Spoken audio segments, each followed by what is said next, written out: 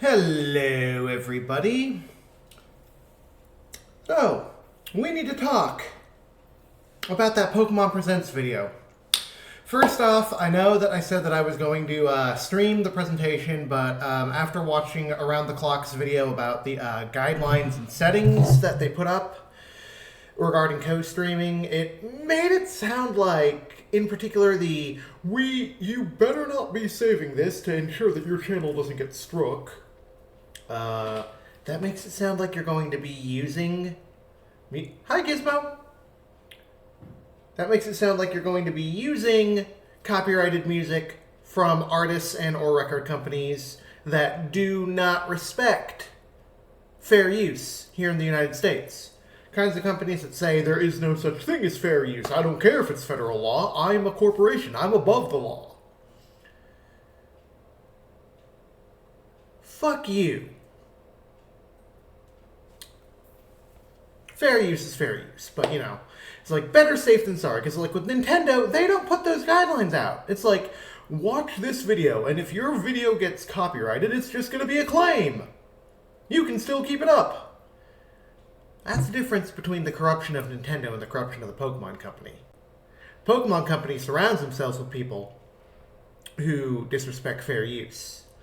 Nintendo wants to only utilize copyrighted music that they know will allow people to keep their co-streams up.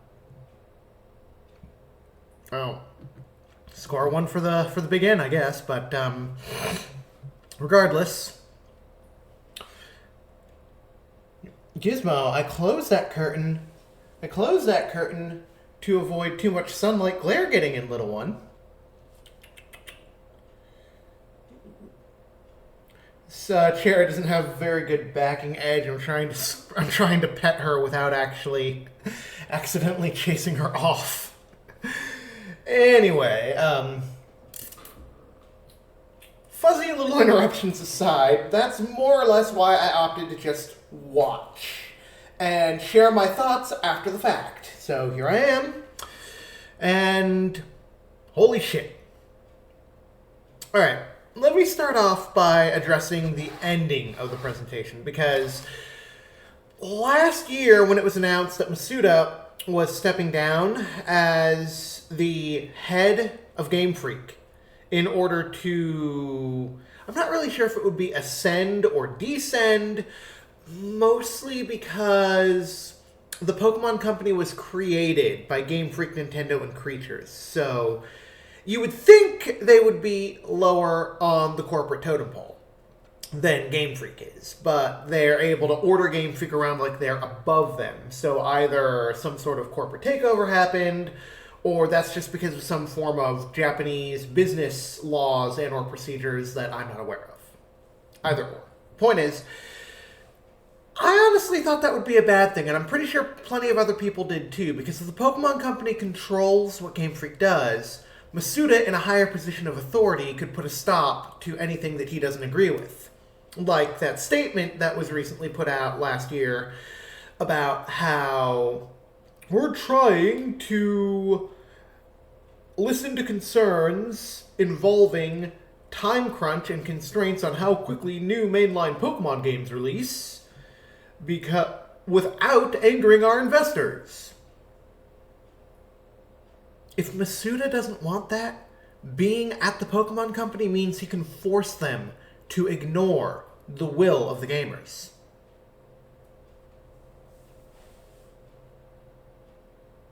Yeah. But I'm actually wondering if him leaving Game Freak and going to Pokemon Company itself was actually a good thing. Now hear me out on this. Every Pokemon Presents, what do we expect? A new mainline title, a new remake of a previous generation's mainline title, or, as of the Isle of Armor and Crown Tundra, a DLC announcement.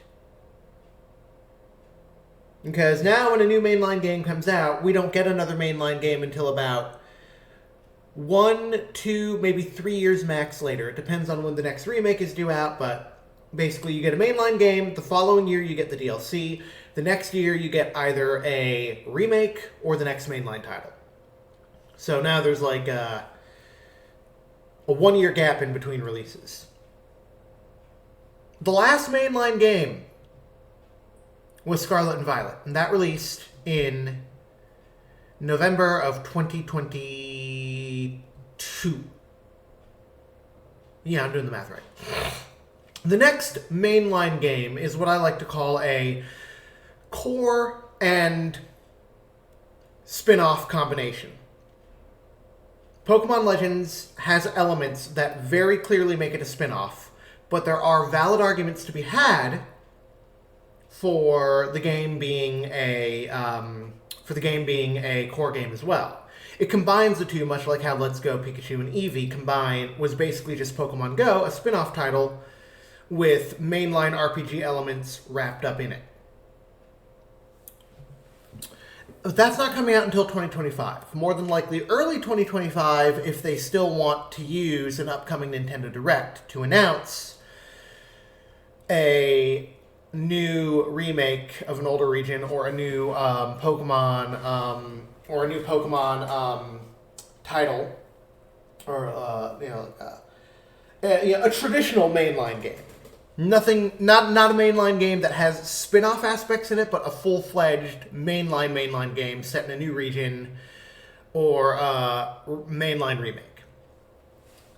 But let's say that they did wait until, say, September to do that. Ain't no way people who buy both versions of a game are going to be able to get $120 plus tax in time for... Actually, let me check something really quick, everybody. Because here in Florida, a $60 video game is $64.19 after sales tax. $128.38, almost $130 to get both versions of a new mainline game. Only rich people who don't have time to play video games in their spare time and like to get both versions of a Pokemon game are going to have time to get it by November of 24. So if they made that announcement in September, it would more likely be announced for a November 2025 release date, meaning the last Pokemon mainline games came out in 2022. If you exclude Pokemon Legends ZA as a traditional mainline game and just say that because you're in the it's a spin-off and nothing more camp, then that pretty much means that DLC came out in 2023, no new mainline games in 2024 to begin with, even if you are in the camp of there are no spin-off elements of Legends. It's a straight-up mainline game. Regardless of what camp you're in, I'm not opening that can of worms and making an argument. The point is, even with Legends ZA coming out in 2025, that still pretty much means that we're going 2 years before a new mainline title even comes out. If a traditional mainline title comes out in 2025. Maybe it's just going to be spin-offs and spin-off with core game elements, or core game with spin-off elements, however you want to view Let's Go and Legends, for the rest of the Switch's lifespan. We don't know what the new Nintendo console is yet. We just know that at some point it is going to be in development, if it not already is. And people are so desperate for Nintendo to pull a Sony or a Microsoft that they pretty much deluded themselves into believing that it's confirmed that it's going to be a Switch 2. But the truth is, we don't know any of that. We don't know.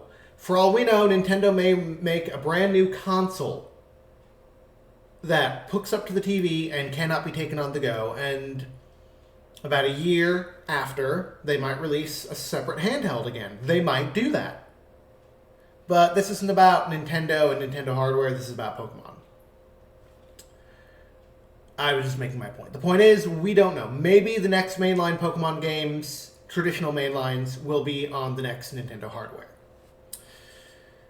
But I actually think it's a good thing that we're not getting, like, say, Unova remakes, or Johto remakes, or Generation 10 this year. Because that literally means that the games will get more development time than they do. And before you jump down in the comments and say, well, they start development as soon as the new game releases. There's two types of development. On-paper development and programming. Believe it or not, the reason that the games come off rushed is because they spend more time developing the games on paper than they do developing the games.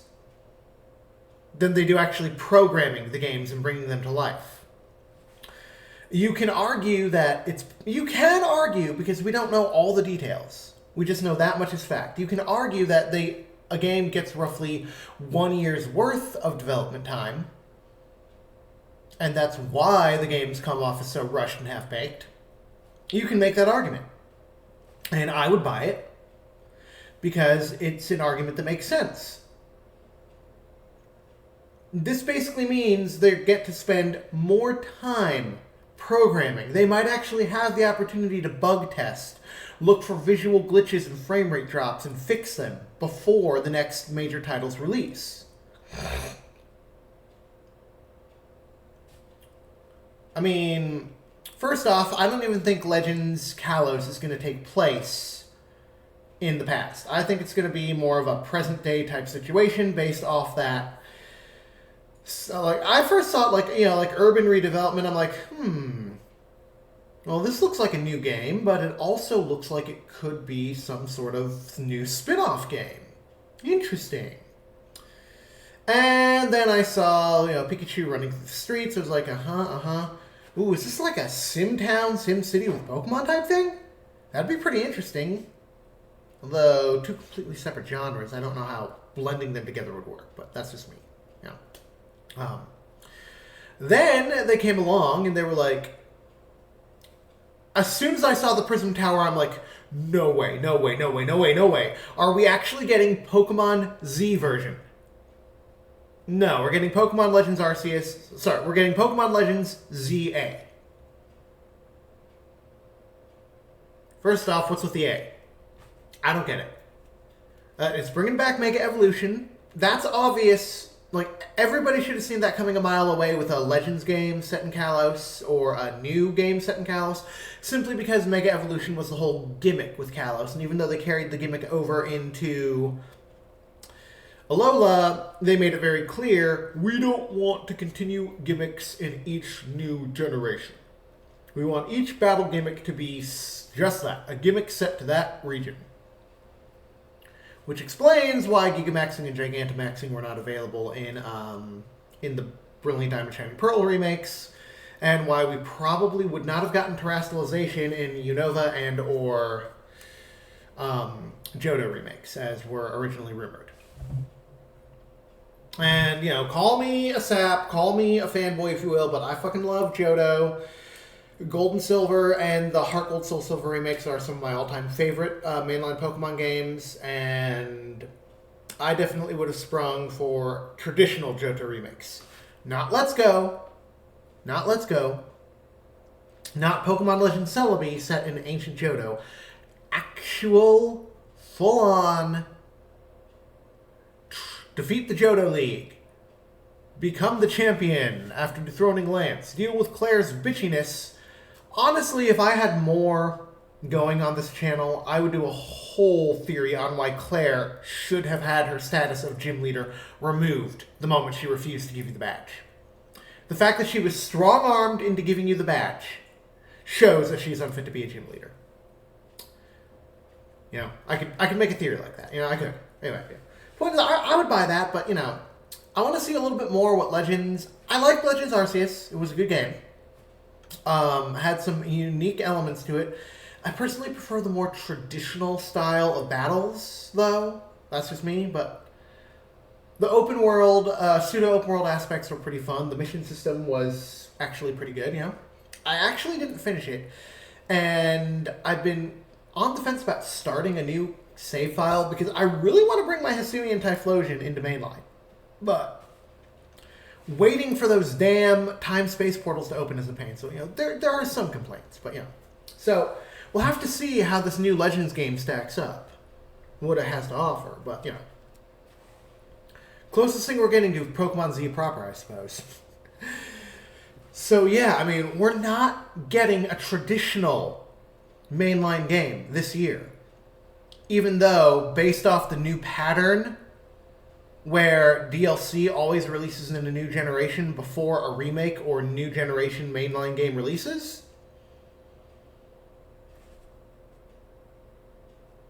everybody was expecting the next big split version titles to come out or to be announced for this November, and they're not. That might mean that we might see, even if it's still as stagnant as ever, and they don't innovate or improve or like give us like a Pal World type deal, they still might improve. They might go back to the era. They might go back to the era of quality. Might. I've seen people. When the National Dex fiasco happened, I used to see people in comment sections on major YouTuber videos, like YouTubers who get paid, who do this for a living, who pay their rent, who pay their staff. Those kinds of YouTubers. I've seen videos by those YouTubers where people in the comments are like, well, Black 2 and White 2 were the last games that actually had any good quality. Gen 6 and 7 were tolerable because you still had access to every single Pokemon in existence. But they were low-quality games, and the quality went downhill once Sword and Shield came out. Or now that Sword and Shield is coming out, rather, you know? Now, the thing is that I've had people accuse me of saying that I perceive a drop in quality because apparently those people don't have any fucking reading comprehension skills. I said other people made this statement, and I'm going to come out and say it right now. Black 2 and White 2 were the last two games where Satoru Iwata served as executive producer. At the time Generation 6 came out, he was still alive, but he did not have anything to do with X and Y. So if anything, the reason that people think the quality of the games dropped is because the one man who kept the games in quality check wanted to focus on the business side of Nintendo because of his health issues. I don't know why. It was a tumor. I don't know why it couldn't have been removed. The man could have still gotten some years out of his life. I don't know what happened. Maybe he was too overworked and wasn't able to get the help he needed medically, and it was too late. If that's the case, well, you know, his job killed him, and that's tragic. But the point is that he was a man who commanded respect. Furukawa is a man who's a literal fucking doormat. Miyamoto walks all over him, you know?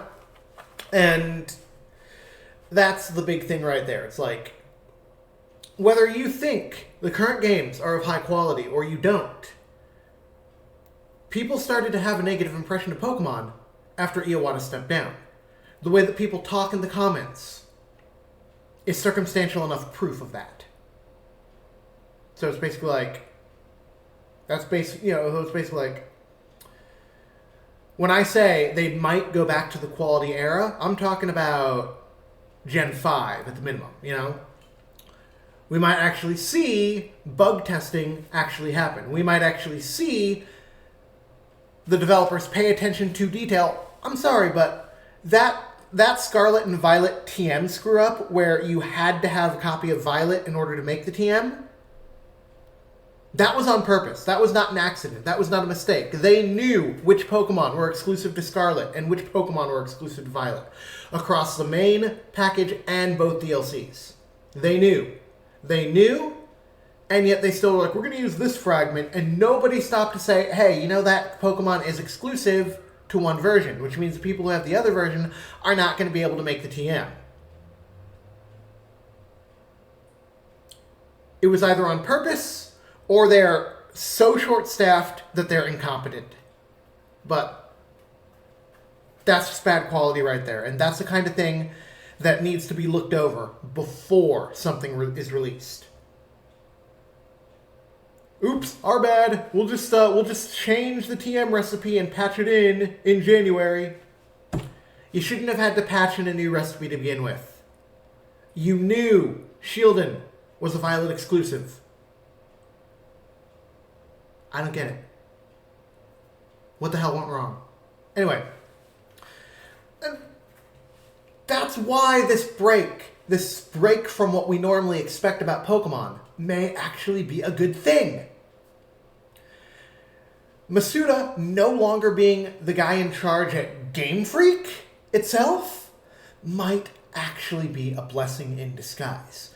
We won't know until the next mainline title is announced, because as no matter how much you want to call the Legend series mainline games, more quality and effort went into Legends Arceus than what we traditionally view as a mainline game.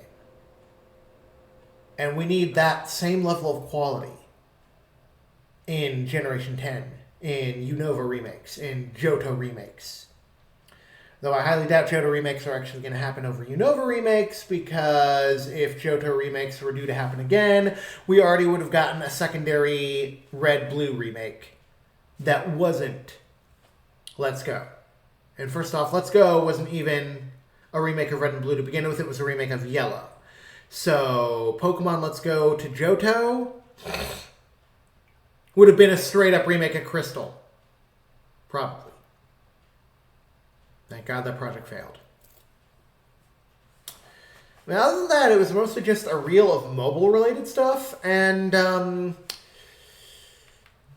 trading card game app looks a little bit interesting. I kind of fell off after Gen 4. I really missed the simplicity of the way that the first two generations of Pokemon trading card game worked. Like, all the extra shit, the new kinds of trainer cards, V powers, X powers, EX.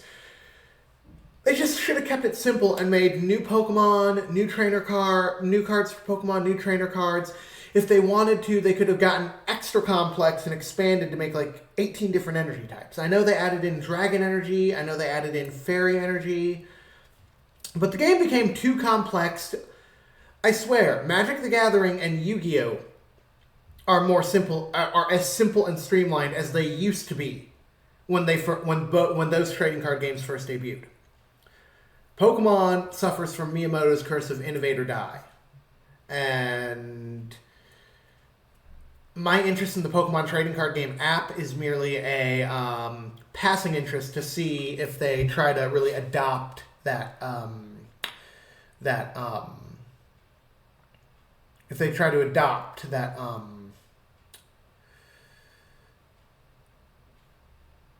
simplistic philosophy of the original first two generations worth of Pokemon trading cards. But, most of it is like, I pretty much boycotted Pokemon Masters when it was discovered that they were putting more effort into developing that game than they were Sword and Shield. Pokemon Sleep, I never really understood the concept. It's like, you're supposed to keep a game running, and you're supposed to sleep at the same time, but the game will pause and stop running if your phone goes to sleep. So are you supposed to go into your phone settings and turn off the ability for the game to go to sleep to play it? I turn off sleep mode on my laptop because I need to keep it running for something, and I'm going to be busy taking care of something when I have to run a program or something that needs if I need to run a 3-hour long virus scan. I don't need to run a 3-hour long virus scan, but hypothetically, let's say I do. I have to turn off sleep mode to keep the virus scan running in that situation, and it's just just remember, if you turn off your computer's sleep mode, that's going to damage the battery. And it's not going to damage the phones. How does Pokemon Sleep even function as a game requiring you to sleep? I don't get it. It's an interesting concept, but, I just I want to play my games, not have them run while I sleep. So, Then I never really got into Pokemon Cafe Mix or Unite, but I played a little bit of Pokemon Go, mostly to work on the Meltan Melmetal aspect for Pokemon Let's Go, but that's about it, So, really the only passing interests I have are seeing what the new Pokemon trading card phone game is all about, and finding out more details of Legends ZA as it emerges to find out, will it be worth the time and money that Legends Arceus was. So, But yeah, that's why we needed to talk. We needed to really discuss the fact that Pokemon has broken their traditional pattern of new generation, DLC, either remake or straight to the new generation immediately after the DLC drops. Like, this is a good thing.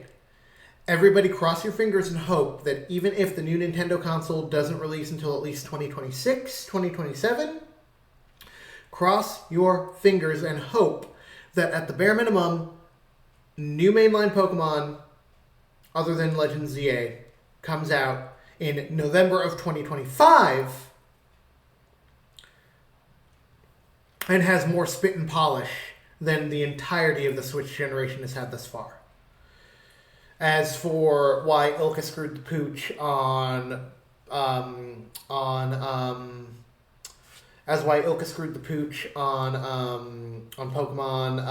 Brilliant Diamond and Shining Pearl, a YouTuber named Girium Red covered that. Apparently, a website in Japan that allows employees who can prove that they work for that company can leave Yelp-style reviews about working for that company. Ilka pretty much threw Masuda under the bus.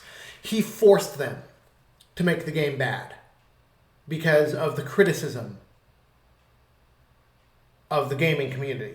The people who criticize Sword and Shield, the people who criticize Scarlet and Violet. He was like, if this is how you're going to treat me, then I'm going to have another company make the Diamond and Pearl remakes, one of the most beloved generations of all time. And I'm going to force them to sabotage the game so you'll think better of me. Regardless of whether it's a good thing or a bad thing that he's no longer in Game Freak proper,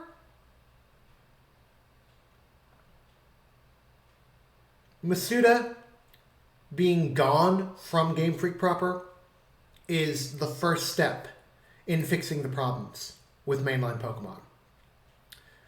And the second step is a personal wish of mine. I really wish that rumor about Virtual Console-esque red, blue, yellow, gold, silver, crystal, ruby, sapphire, emerald, fire, red, leaf, green had been real, because I would love, whether it was through NSO Online, or sorry, Nintendo Switch Online, whether it was through NSO, or personal price tags to download emulations of the games, I would happily have gold, silver, and crystal on my Switch. And if I can have two separate save files, like when I download something on my Lite, and I download that same game onto my big Switch that I do like all the videos on, I can actually keep my two separate save files. I would do that and trade with myself to complete the Pokedexes between both games. I mean, I'd also have to get like red, blue, and yellow and whatnot to fully proper, but you get the point. You get the point. Like, that's just a personal desire of something I wish would have come and might come in the future, but we'll see. The point is that Pokemon might be on the road to recovery. And I sincerely hope so, because I've been playing since Generation 1, and I will probably want to continue playing until I become whatever society deems too old to play Pokemon, where I have no choice but to stop. But, the point is, whether I'm playing Pokemon or I'm no longer playing Pokemon, for the sake of future generations, I want to see the games improve. And the removal, Masuda made the right choice, shockingly, because the lack of any split version mainline games coming out in November of 2024, the year I'm recording this video, February 27, 2024, that is a good thing, because this might be the first step towards quality control. Let me know your thoughts on the lack of any major announcements outside of Legends ZA, and your thoughts on this comically short direct in the comments. And I'm going to a convention on Saturday, but Brent and I are trying our hardest to get the Fatal Frame Let's Plays back up. So also in the comments, take your votes now. Should we take down the Fatal Frame Let's Play, save it for later, film the remaining videos in our spare time, or should we see it through to the end before we get the next Let's Play launched? Cast your votes in the comments below. And hopefully this coming Monday, first Monday of March, hopefully we'll be back to the regular 3 to 5 day a week upload schedule. All right, this video went on longer than it should have, 30 minutes and counting. So see y'all later. Bye.